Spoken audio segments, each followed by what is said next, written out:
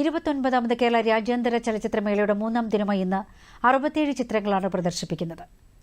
എല്ലാ തിയേറ്ററുകളിലും തിങ്ങി നിറഞ്ഞ കാണികൾക്ക് മുൻപിലായിരുന്നു പ്രദർശനം. പ്രദർശിപ്പിച്ച എല്ലാ ചിത്രങ്ങൾക്കും മികച്ച ജനസ്വീകാര്യത ലഭിച്ചു. കൈരളി, അജന്ത, ടാഗോർ, കലാഭവൻ തിയേറ്ററുകളിൽ ചലച്ചിത്ര ആസ്വാദകരുടെ വലിയ തിരക്കായിരുന്നു. വ്യത്യസ്തമായ കഥകളും അവതരണ ശൈലിയുമാണ് മേളയിലെ സിനിമകളെ ജനപ്രിയമാക്കുന്നത്.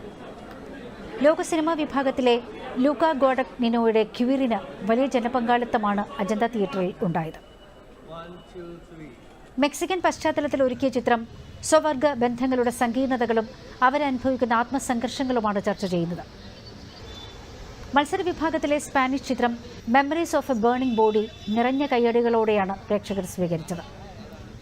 ജയൻ ചെറിയാന്റെ റിതം ഓഫ് ദമ്മം, കലൈഡോസ്കോപ്പ് വിഭാഗത്തിൽ അഫ്രാദ് വി കെ സംവിധാനം ചെയ്ത റിപ്റ്റൈഡ്, ഫാസിൽ മുഹമ്മദിന്റെ ഇന്റർനാഷണൽ കോമ്പറ്റീഷൻ വിഭാഗത്തിലുള്ള ഫെമിനിറ്റി ഫാത്തിമ എന്നിവ 3ാം ദിനത്തിൽ പ്രേക്ഷകരുടെ മനം കീഴടക്കി.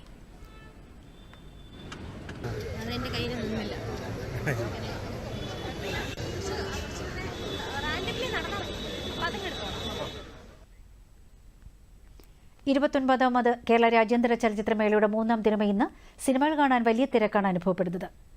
വിശദാംശങ്ങളുമായി അരുണവ ചേരുകയാണ്.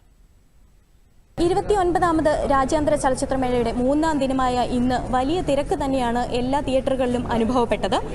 മത്സര വിഭാഗത്തിൽ കർണാടകയിലെ സിദ്ധി സമൂഹത്തിന്റെ കഥ പറയുന്ന ജയൻ ചെറിയാന്റെ റിതം ഓഫ് ദമാം, സ്പെയിൻ ചിത്രമായ memories of burning body, Brazilian ചിത്രമായ മാളു, അമേരിക്കൻ ചിത്രമായ അണ്ടർഗ്രൗണ്ട് ഓറഞ്ച്, ഈജിപ്ഷ്യൻ ചിത്രം ഈസ്റ്റ് ഓഫ് നോൺ തുടങ്ങിയവയാണ് ഇന്ന് പ്രദർശിപ്പിച്ചത്.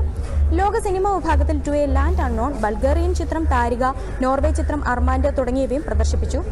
കലൈഡോസ്കോപ്പ് വിഭാഗത്തിൽ ദ ഫേബിൾ, സൗദി വെള്ളയ്ക്ക തുടങ്ങിയ ചിത്രങ്ങളും ഇന്ന് പ്രദർശിപ്പിച്ചിരുന്നു. മലയാളം സിനിമ എന്ന വിഭാഗത്തിൽ ഫാസിൽ മുഹമ്മദ് സംവിധാനം ചെയ്ത ഫെമിനിറ്റി ഫാത്തിമയുടെ ആദ്യ പ്രദർശനവും ഇന്ന് നടന്നു.